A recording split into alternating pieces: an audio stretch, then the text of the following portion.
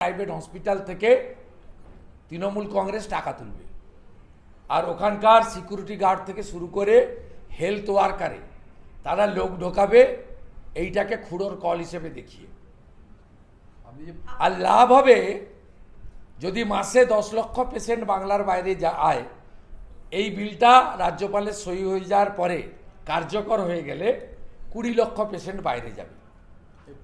এবং মারাত্মক যেটা করেছে সেটা হচ্ছে আমাদের যে প্রাইভেসি সিক্রেসি আছে রোগ সংক্রান্ত, সেই প্রাইভেসি সিক্রেসি ওপেন করে দিতে বলেছে।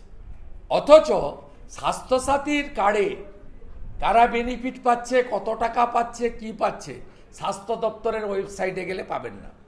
করোনা কত টেস্ট হয়েছে, কতজনের পজিটিভ এসছে, স্বাস্থ্য দপ্তরের ওয়েবসাইটে পাবেন না।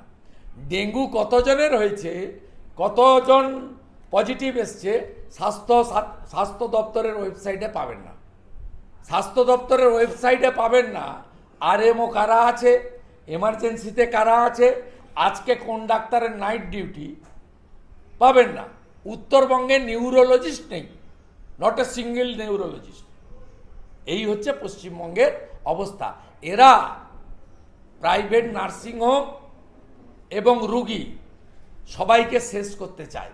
মমতা বন্দ্যোপাধ্যায় চলে যাওয়ার আগে যেটুকু শেষ ছিল অস্তিত্ব স্বাস্থ্য দপ্তরের, এই অ্যামেন্ডমেন্ট বিলের মাধ্যমে তার পঞ্চত্ব প্রাপ্তি ঘটালেন।